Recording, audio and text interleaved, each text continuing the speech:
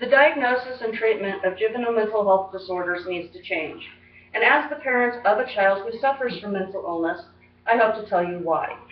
Did you know that 2/3 of all juveniles who suffer from mental illness do not get a diagnosis until after they've been institutionalized?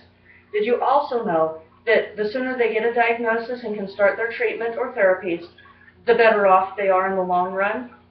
And if we could change the way that mental illness in juveniles is diagnosed, we could start them on those treatment processes earlier, so it would have a more long-lasting and beneficial effect on their lives. Did you know that according to Services for Adolescents with Psychiatric Disorders 2013, less than half of all juveniles who suffer from a mental illness received any kind of help at all in the last year? Less than half. Now, if you think about it, 1 in 4 juveniles suffers from a mental illness, and less than half of that got the help they needed. Less than 1 out of every 4 children receives the help.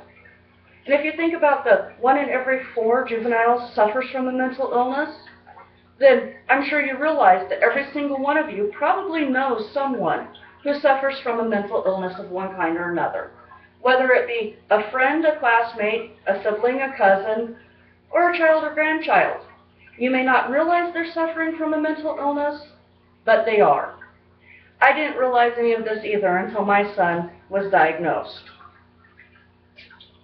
According to Child Trends 2014, 10% of all juveniles who suffer from mental illness lacked any health care at all in 2013. And those that were covered, according to Adolescent Mental Health in the U.S. 2009, had limited coverage for mental health services, which means that even if the kids started getting help for their mental illness or disorders, once they reached a certain limit, their insurance quit paying for it. And according to State Mental Health Systems for Children 2010, the juveniles that are homeless, served by state child welfare agencies or in the juvenile justice system, are the ones that were least likely to receive any kind of help at all. Now, let's think about that. The kids that are already in the systems that have been set up by society to provide them with the opportunities and the education that they need to better their lives are the ones that are the least likely to receive any kind of help at all? That doesn't seem right. You would think that those children would be the very first ones to receive the help they need.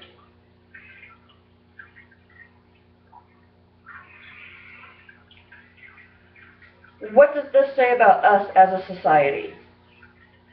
That we are not helping the children who are already in the system.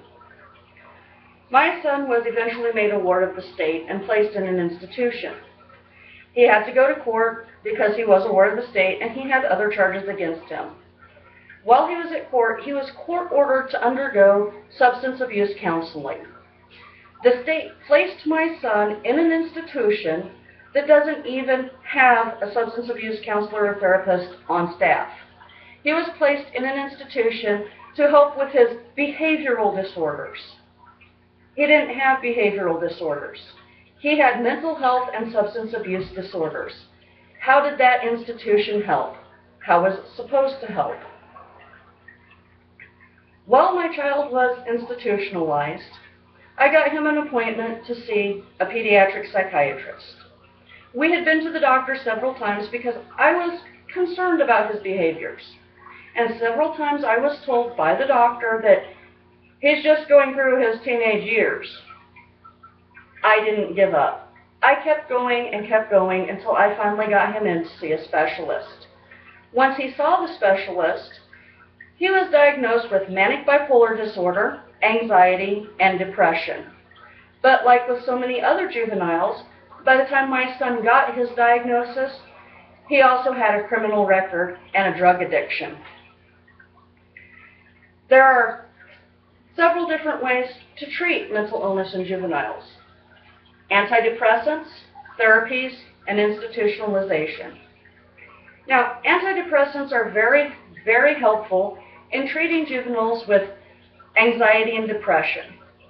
However, according to the Mayo Clinic 2000 13, antidepressants carry a Food and Drug Administration black box warning about the possible increase in suicidal thoughts and behaviors of persons under the age of 25.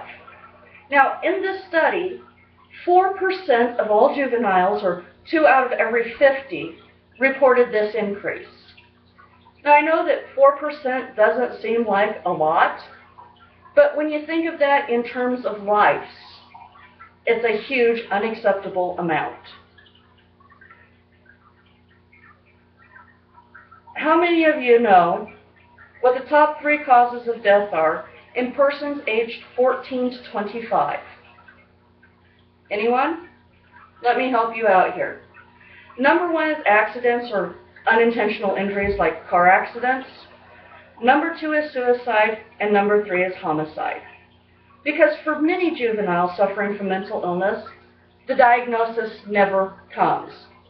According to Dr. Neil Kaneshiro, Clinical Professor of Pediatrics at the Washington School of Medicine, 2014, those 3 causes of death should be preventable.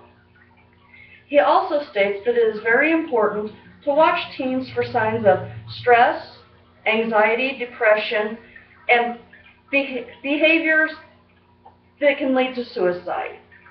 Open communication between the teens and their parents or other persons of trust are very important to prevent teenage suicides.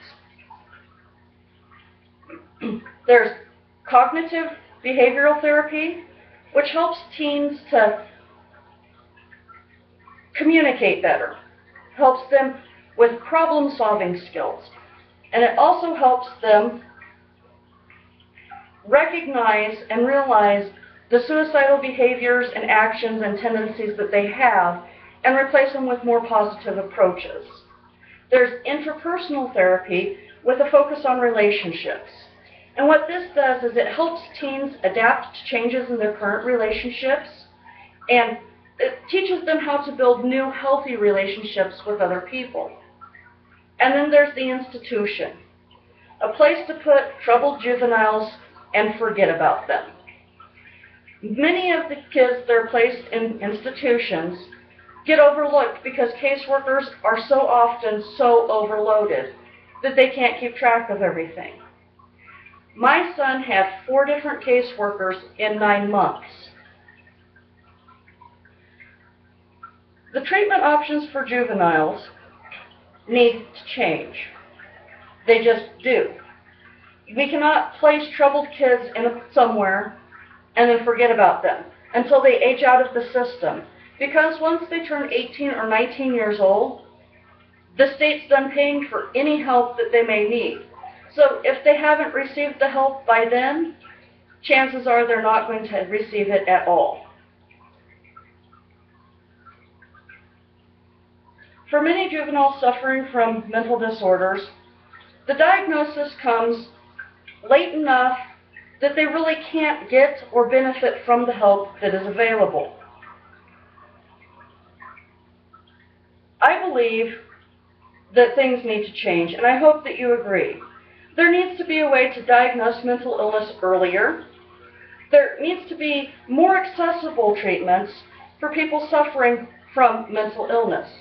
It shouldn't just be for those who have health insurance. It should be for everyone. And the treatments need to be more specific to the illness. If you're treating somebody who suffers from depression, then their treatment should be centered around their depression.